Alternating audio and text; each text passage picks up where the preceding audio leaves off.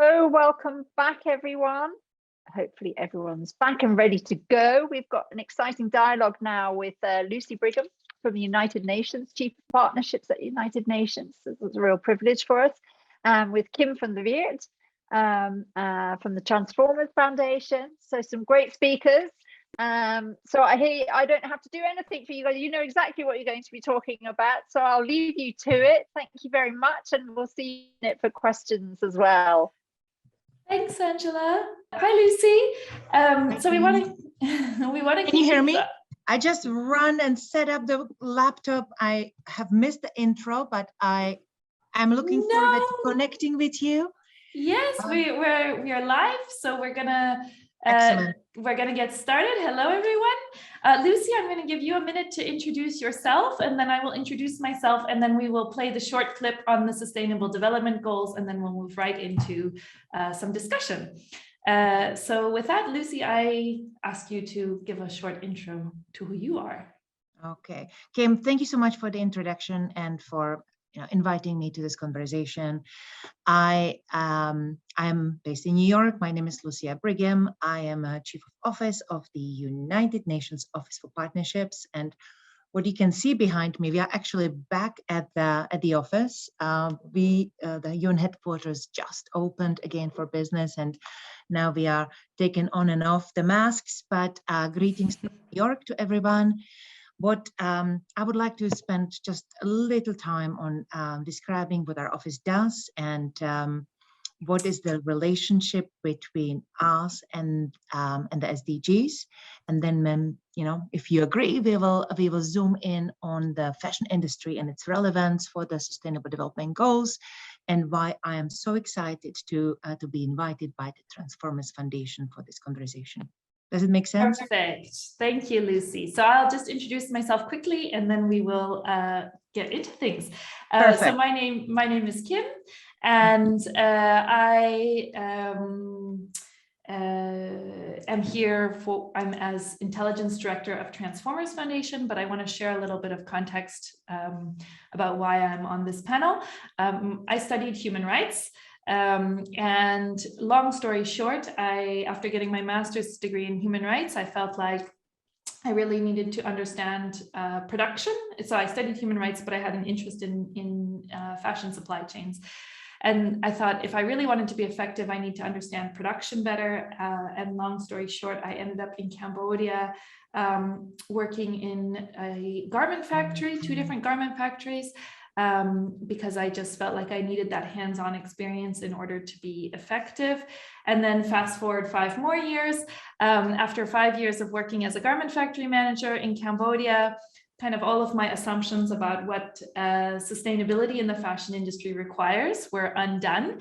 And so what I'm going to do after Lucie shares a little bit about the UN and the Sustainable Development Goals and what this has to do with fashion, then I'll share a little bit about, how all of that tied into my experience when I was working as a garment factory manager.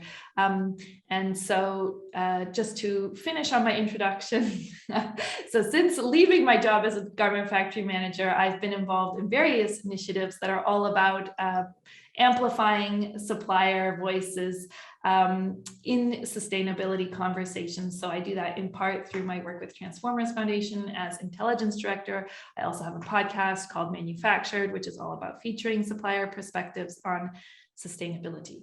So with that, we're going to introduce you to the SDGs with a short video, and then I'll let Lucie take it away.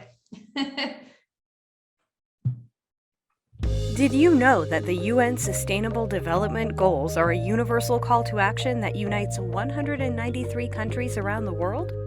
If these global goals are fulfilled by 2030, life on Earth will be better for everyone. So, what are these goals? Eliminate poverty in all its forms. No hunger. Everyone should have safe, nutritious, and sufficient food. Everyone has equal access to healthcare, thus ensuring our well-being and a healthy life. Equal access to a quality education. Ensure gender equality where women and girls have the same opportunities as men and boys. By achieving these goals, each member of our society will be equal, safe, and happy. UN global goals also include access to safe drinking water and sanitation, access to clean energy that is safe for people and the environment, sustainable and stable economic growth. Everyone has a decent job, strong infrastructure, and the support of innovations. Lower inequality within and among countries. Cities and settlements be developed without damaging the environment and people. Achieving these goals will result in the well-being of people and our planet. We can further take care of our environment with the following goals: sustainable and safe production and consumption of products. Take urgent measures to reduce climate change and its impact. Ensure the sustainable use and protection of ocean and sea resources. Restore and protect Earth's ecosystems. By achieving these goals, we will form a society where strong institutions ensure peace and justice. It is important for everyone to be involved and to build partnerships for achieving sustainable development goals. You are part of this process. Demand the implementation of these goals. Take the lead and share information with your friends.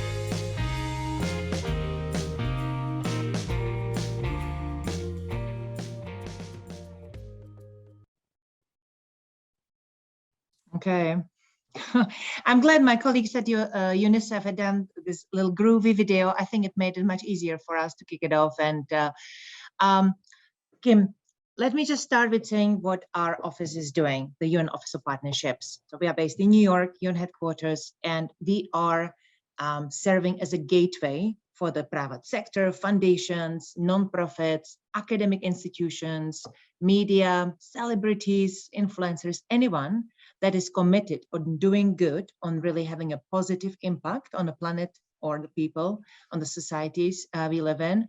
And we bring them to the UN partnership ecosystem. So what we are doing is we help all these that are committed, ready, willing, able, out there, outside the UN system, and help them to find the relevant partner within the UN and help to curate the collaborations, right? So you saw these 17 goals. This is the most ambitious agenda that the international community has ever agreed on. All member states of the UN got together 2015 and adopted these goals. They are very specific, they are very elaborate. There is an additional, in addition to these 17 goals, there are over 200 indicators that help us actually measure this. So it's not just an agenda, it's very specific plan. We call it the blueprint for better, more just, more sustainable and equal world for all. And why is it relevant? Because we want to make sure that the generation that is hopefully listening to us and will be asking some pointy questions, that they have a worth living on, right? That they have the same, if not better, conditions to live in as us and as the people, as our forefathers. So these goals, what they represent, the most pressing challenges of today's world. And some of them, as you saw, are very, they're ancient, right? They're centuries old challenges that have been with human race for a long time, like the poverty and hunger and all that. But some of these goals are more fresh, are more new, meaning decades old. For example, the responsible production and consumption, that is something that became relatively new and became increasingly more acute to today's society in the past decades, as the Industrial Revolution kicked off and people start consuming more and more and more. So what we do is we want to ensure that these goals are actually being understood and embraced and implemented by the sectors, including the fashion sector, and that students are being aware how they can use these goals to really shape their decisions as they design their futures and they decide which career path they want to go on. We use these goals to help educate consumers so they understand that everybody has a role to play and you're impacting the future by making everyday decisions, right? And if I may, I don't want to interrupt you, but just one more thing. The fashion industry. Why am I sitting here and smiling at you? I believe that the fashion industry and textile industry, can be an incredibly powerful ally for the international community in our quest to make these goals a reality by 2030, which is the deadline. The fashion industry is so powerful. It's creative, it's playful, it's impactful, and it's and I will quote, I think it was Michael. I had I followed the conversations ahead of this one, and I feel my job is much easier because a lot of these colleagues of mine have touched a point. Some of have already described what I wanted to speak about. So Michael mentioned that the fashion lensing, and I translate it in the fashion industry, can demonstrate how being part of the solution is possible. The fashion industry has been traditionally perceived as very causing a lot of pollution, as being irresponsible, producing a lot of single-use plastics. The water consumption was very damaging. The production process, very, very damaging.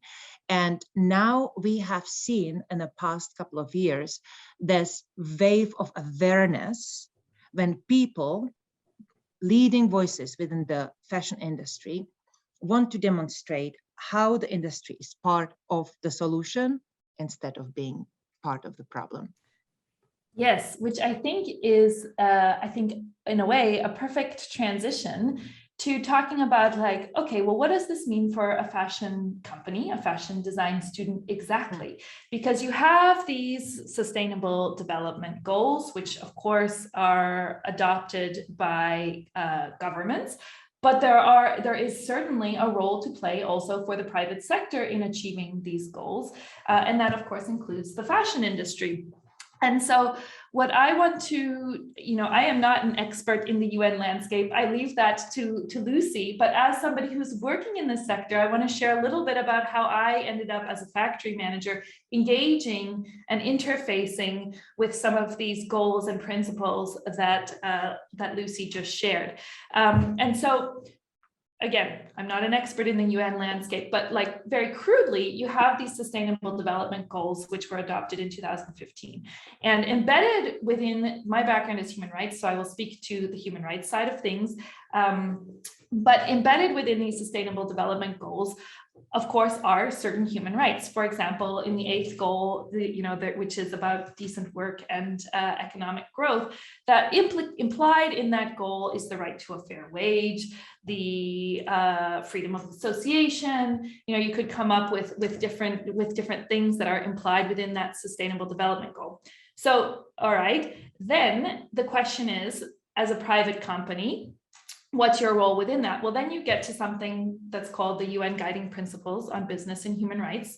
And Lucie, jump in here if I misspeak. But I mean, crudely, this is how can companies reduce the negative impact, the negative human rights impacts associated with their core business. So not like running off and doing, sponsoring an event, which, maybe has a great social impact, but really looking at your own business and what are the human rights impacts of your own business, which, so these UN guiding principles set out this framework for what a firm might think about when they're thinking about their human rights impact.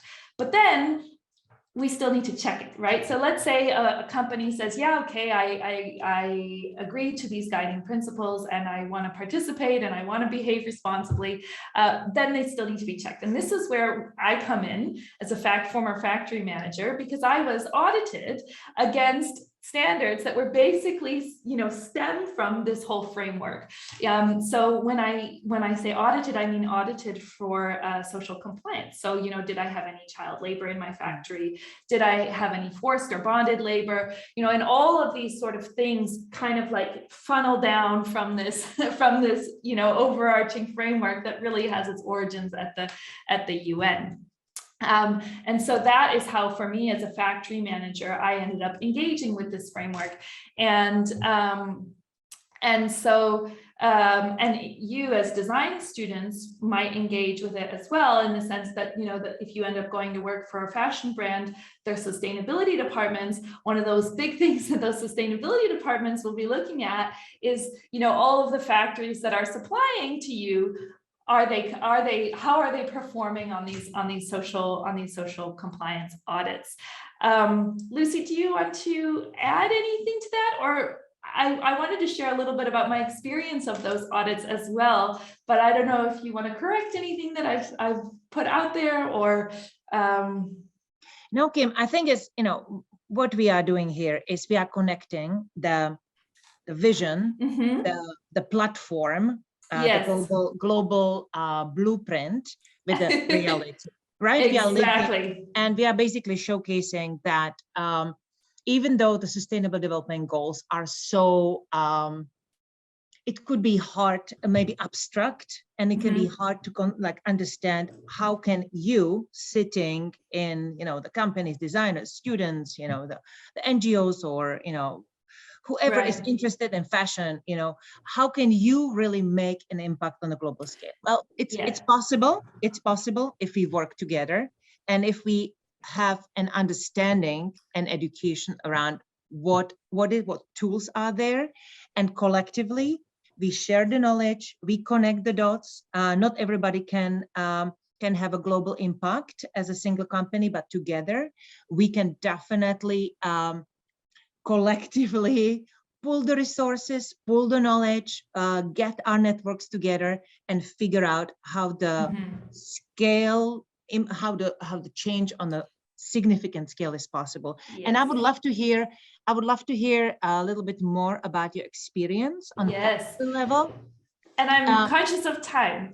Oh, yes, sorry, go ahead. There's just one thing I would like to mention before perhaps we drill into details, and that's our work on the UN Conscious Fashion and Lifestyle Network. Right. So what I have realized since my induction to the denim industry and the fashion industry a couple of years ago is that so many good things are happening. There are tons of companies like what we have seen, the Lensing, right? The PVH, the Arch and Hook, which is the ocean plastic hangers producer. And there are so many amazing companies, designers, individuals, great stories coming from the fashion industry. And what we need to do is to provide for them an inclusive, transparent, free platform that would help to create a community, help people understand who is doing what, who is actually leading, who needs to collaborate, how you can best connect, and really highlight those that are on the front lines of change for sustainable, future. And that's what the UN Conscious Fashion Lifestyle Network is doing. And I'm super proud that both Lensing and Transformers Foundation and many others are part of that network. And I would like to invite the students to check it out and see who is doing what, how they can connect, and how they can get inspired. But now, do we still have a little bit of time? Can we go? Can we drill down to your experience, Kim? Yep, I'll be quick, but I just want to reiterate, definitely check out the network. I think it's a great place to, like Lucie said, to know kind of who's doing what. So I go back now to my experience being audited for social compliance as a factory manager. I'll try and make this short and sweet, but to be honest, so we have these global goals. As somebody who had studied human rights, I was totally on board at the start. I thought that, these social compliance audits were a great idea, and we're definitely going to make my factory a more responsible business. But actually, in the end, I was left not convinced, and that wasn't because there was any issue or problem with the goals themselves or the framework that we've just talked about, but more because of the way it was implemented. And I want to share this because as people, as designers, as people, future employees of brands and beyond, I want to share a little bit where I struggled, and mainly it was I found that as a factory manager, these social compliance audits didn't really help me with these really difficult trade-offs that I had to make when I was a factory manager. So I'm going to give an example to make this super clear, but subcontracting often in these social compliance schemes is a big no-no because it's associated with increased risk of human rights abuses. But equally, you're supposed to give, one of the things that you're supposed to do as a factory is you're supposed to give your staff good job security. And so, there were times when, I'll just invent a scenario here, but, like there were times, for example, where I just lost a big customer who was moving their business to another country. And so I, had jobs at risk within the factory because I had to find a way to make up those orders. And I had a new client who was potentially interested in moving their business to the factory. And would have enabled me to save those jobs, but they just wanted to place a trial order to start for 200,000 pieces, and they needed the goods in 2 weeks. And normally it was an order that would have taken taken the factory 4 weeks to produce. So I have a bit of a pickle, a bit of a situation, because I either have to subcontract, which I'm not supposed to do, but that would allow me to keep the jobs of the people that I already have on my payroll, or I would have to do excessive overtime, which I'm also not supposed to do, or I would have to say no to the order and then potentially lay off some of my staff. So you can see there were a lot of situations where it just really wasn't clear what the right thing to do was. And so that What did you do? What did you do? This is like a quiz, right? I subcontracted. Yeah, I subcontracted. But the thing is, what I want to underline here is I'm not an anomaly. And I mentioned that I have a podcast, which is all about supplier perspectives on sustainability. And it's something that I hear again and again and again in interviews for that podcast, is that, we are struggling with these social compliance audits. And there's a lot of, I think, skepticism within the supply chain about whether they are really making things, helping companies to be more responsible. And there's research that also sort of backs this up, and I will share links to it with the organizers so that you can get that. But what I would want to leave you with, my closing thought on this is like, I think when I was a garment factory, my business, a garment factory manager, my business depended on a network of companies and partners that I did not own. So for example, I sourced fabrics from China.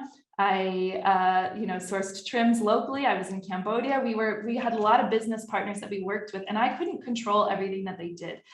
And the litmus test that I held myself to was very basic. It was, if any of my suppliers as a garment factory were ever discovered to be engaging in unethical behavior, could I look myself in the mirror and confidently say that nothing that my business had done had motivated, encouraged, or contributed to their decision to behave unethically? And that's what I would leave to you as future designers, as people working for brands. I think the critical question is, how does your behavior as a company impact your business partners? And can you be sure that nothing you or your employer, has done has motivated, contributed, or encouraged somebody else's decision to behave unethically? I think our time is up. That was super helpful. I like the specific example, and just 2 words I would like to add to this. I think that what is really important if you are thinking about a career in fashion and sustainability, you have to be genuine, right? And you have to be very transparent. It's not just about the sugarcoating, the SDG washing, that is an possibly easy, tempting way to go, but you really have to start gradually. One of my the previous speakers said, it's a gradual process, step by step, right? So be genuine, be very transparent, because that's the only sustainable long-term strategy that works. With that, I will go back to Angela. I don't know if there are any questions. If we have time for questions, Yes, happy to answer. I do have, we have a couple of minutes, thankfully, for questions. That was a great bridge for me as well, because talking about the talent and upcoming, students and professionals, how do you see a role for the UN in supporting those talents and professionals, the young professionals coming into the industry or making change? Absolutely, great question. So as I see it, these goals are here for the generation to come. The one sitting on the other side of my screen and the kids and my kids in elementary school, right? So we are here, and there has been quite significant shift at the UN in really opening the conversations, decision-making political conversations to the young people. So we are really, there is actually just, I think this week, a youth summit going on at the UN. There are tons of platforms that are keenly and actively engaging the young voices. And we are very keen, we at the UN, we are keen to really hear, not just from the position of, decades of experience, but we are looking for this very fresh, out of the box, provocative, cataclysmic thoughts, because these challenges we have are tremendous. And if we want to shake it up and really make a difference, we have to bring these young creative talents from the fashion industry and other scientific fields to really help us. So check out the Conscious Fashion Lifestyle Network. There are tons of organizations within the UN and platforms that engage young people. There is one called HESI, Higher Education Organization, that engages institutions of higher educations, universities, around sustainability. So that might work for you. Great to know about those initiatives as well. Maybe just one last question before we move on. Again, time is the enemy, always, we say.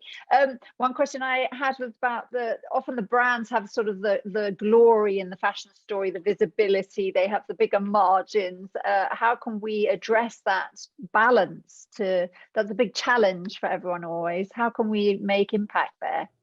We have to put pressure on the brands, So again, first of all, I would like to share with Kim and with Kim and you all the links and relevant sources, so the students can have a look at it. And if they have questions, I'm always ready to answer. Right. So that's my disclosure. And on the brands question, I think it's from